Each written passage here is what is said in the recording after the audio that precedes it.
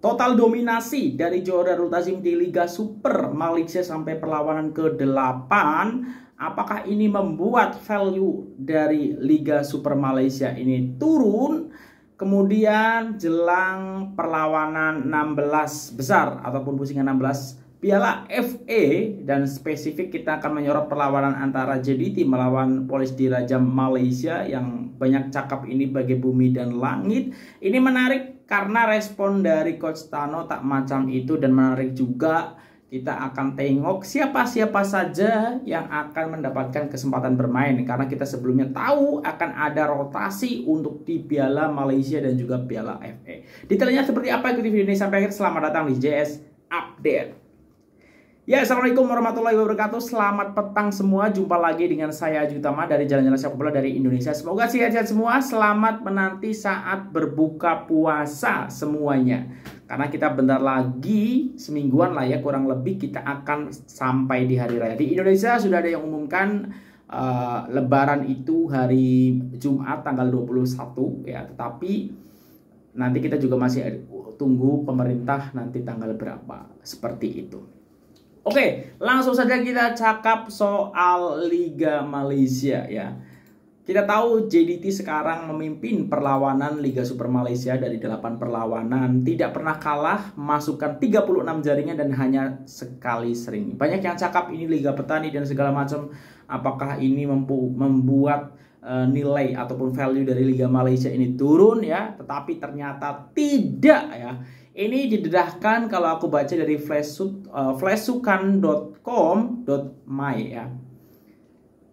Tanpa JDT tiada nilai komersil untuk Liga Malaysia. Kita coba detailnya seperti apa ya maksudnya. Malaysia Football League tidak bimbang dengan dominasi Johor Darul Ta'zim yang mungkin boleh menggugat keyakinan penaja sekaligus menurunkan nilai komersil Liga Malaysia pada masa akan datang. Ini selepas JDT menguasai pertandingan yang cukup dengan muncul juara Liga Super 9 kali berturut-turut, dan musim ini dilihat sudah menunjukkan dominasi yang dominan apabila memenangi 8 perlawanan Liga dengan 36 jaringan dan hanya bolos sekali. Ianya sekaligus mencetuskan rasa bimbang Liga Malaysia akan kehilangan nilai komersil karena saban tahun penyokong sudah mengetahui siapa yang bakal muncul juara dan pasukan lain sekedar merebut tempat kedua. Namun perkara ini sedikit pun tidak menggusarkan MFL. Malah ketua pegawai eksekutifnya Stuart Ramaling melihat bahwa jenama JDT itu sendiri adalah nilai komersil dan daya penarik kepada para penaja untuk menajak Liga Malaysia. Mungkin ada yang berpandangan dominasi JDT akan menyebabkan Liga Malaysia berkurang nilainya. Tetapi jenama JDT itu sendiri adalah nilai komersil yang tidak ada tandingannya, khususnya di Malaysia. Dan ianya menjadi daya penarik buat para penaja untuk turut serta dalam kejayaan ini. Ya, jadi sudah disampaikan nih sama ketua pegawai eksekutifnya MFL. Oleh itu JDT dilihat menampung kekosongan yang mungkin ditinggalkan oleh penaja, malah mungkin boleh membawa nilai penajaan yang lebih tinggi. Karena jenama JDT itu sendiri sangat kuat ya. Jadi bukannya malah mengurangi, tapi malah menambah value dari Liga Malaysia itu sendiri. Kita tidak boleh nafikan jenama JDT yang menakjubkan telah melonjakkan nilai komersil untuk Liga Malaysia. Kehadiran Harimau Selatan bukan saja menaikkan image Liga tempatan, malah penglibatan mereka di Liga Juara-Juara AFC juga membantu Liga Malaysia lebih dikenal, kata Swart ketika ditemui Flashsukan.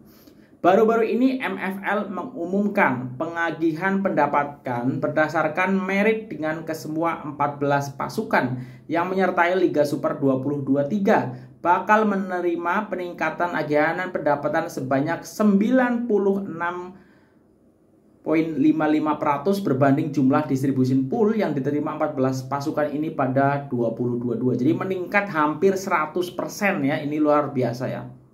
Sistem pengagihan itu bakal menyaksikan peningkatan sebanyak lebih 96,55%, yaitu 15,675 juta berbanding 7,975 juta yang diagihkan pada 14 klub yang sama musim lalu, yang membolehkan 6 klub terbaik dalam liga memiliki peluang untuk membawa pulang lebih 1 juta ringgit Malaysia ya. Jadi itu angka yang sangat besar ya. Stewart juga kagum dengan peningkatan yang ditunjukkan JDT dan melihat Harimau Selatan sedang dalam usaha menyediakan pasukan untuk beraksi ya di Liga Juara-Juara AFC musim ini demi mencabar klub-klub terbaik di seluruh Asia. Sebagai rekod, pencapaian terbaik JDT di Liga Juara-Juara AFC adalah peringkat 16 terbaik pada musim 2022 selepas muncul juara menepikan juara Korea Selatan dan Jepun sebelum tewas kepada Urawa Red Diamond ya.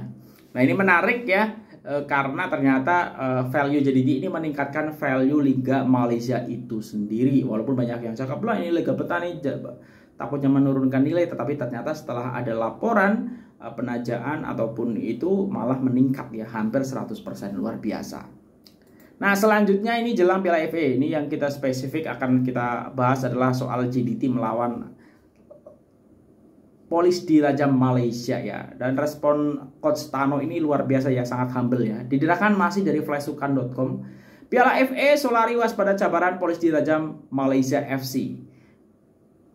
Police Diraja Malaysia FC menewaskan pasukan Kedah Darul Aman FC dalam aksi Liga Super sebelum ini, menjadi penyebab pengurus pasukan dan ketua jurulatih Johor Darul Ta'zim, Esteban Solari, menghormati pencabar mereka dalam pusingan kedua Piala FA apabila kedua-dua pasukan bertemu di Stadium Sultan Ibrahim Iskandar Putih pada Jumat ataupun besok. Solari juga menganggap saingan Piala FA berbeza dengan aksi Liga Super karena ianya ada perlawanan kalah mati dan berbagai kejutan boleh berlaku dalam pertandingan piala dengan skuad Sang Saka Biru dilihat sebagai pasukan giant killer musim ini. Bekas pemain jurulatih skuad muda Argentina itu berkata dia akan membuat keputusan sama dan akan melakukan penggiliran pemain pada sesi latihan terakhir dan mau semua pemain kekal fokus bagi menghadapi perlawanan ini. Kenapa saya katakan PDRM FC, pasukan giant PDRM, kepribadi susah ya itu cakapnya. Pasukan Giant Killer ini karena mereka pernah tewaskan Kedah pada aksi Liga Super dan mereka tidak kekok untuk menang di lawan. Malah ia menunjukkan pasukan itu mampu melakar kejutan terhadap mana-mana pasukan yang mereka hadapi di Padang. Kita tidak akan mengambil mudah pada perlawanan itu nanti. Sebaliknya akan memberi fokus sepenuhnya untuk memburu kemenangan dan perlu mengambil kesempatan beraksi di laman sendiri di hadapan para penyokong setia kami. Sama ada saya akan melakukan penggiliran pemain atau tidak, semua bergantung pada sesi latihan terakhir karena saya mau pemain yang bakal beraksi dalam kesebelasan utama harus mengekalkan konsistensi dalam permainan tanpa membuat kesilapan mudah dan dijangkakan ialah perlawanan berintensiti tinggi, katanya. Jadi selalu juara bertahan tidak akan memberikan laluan mudah buat skuad kendalian Azim Aziz dan akan mengekalkan corak permainan pantas dan tersusun malah ingin memastikan kelebihan beraksi di laman sendiri dan akan digunakan sepenuhnya. Solari juga mau posisi tengah diperkemaskan lagi dan mungkin akan menambahkan dalam pasukan bagi memastikan Police Diraja Malaysia FC tidak mengambil kesempatan atau mengawal permainan dengan penguasaan posisi berkenaan. Menguasai ya.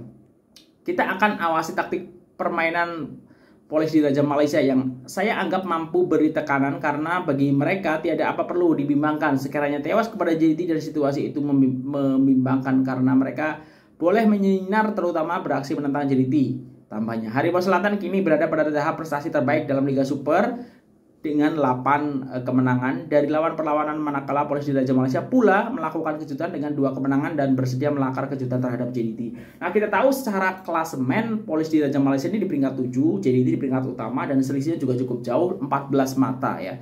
Jadi ini memang bagikan bumi dan langit lah ibaratnya ya. Tapi sekali lagi semua bisa terjadi. Dan ini menarik karena kita akan menanti rotasi atau penggiliran pemain di Johor Darul Ta'zim. Tapi di sini Coach Tano cakap untuk mungkin ya untuk tetap memberikan semangat para playernya ya, bahwa penentuan tetap sampai di latihan terakhir ya. Tapi menurut aku yakin akan ada banyak perubahan untuk starting 11 ya, dan akan berbeda dengan starting 11 yang biasanya dikeluarkan di Liga Super Malaysia. Jadi ini cukup menarik bagaimana respon Coach Tano untuk memulai Piala FA sekaligus dalam campaign untuk mempertahankan gelar juara yang sudah diraih JDT musim lepas. Nah, kira-kira seperti apa menurut korang? Siapa saja yang boleh bermain? Tulis di kolom komentar. Siapa yang paling ditunggu aksinya? Juga tulis di kolom komentar. Nah, mungkin itu dulu untuk video kali ini. Selamat menanti berbuka puasa. Sampai ketemu lagi. Wassalamualaikum warahmatullahi wabarakatuh. Dah.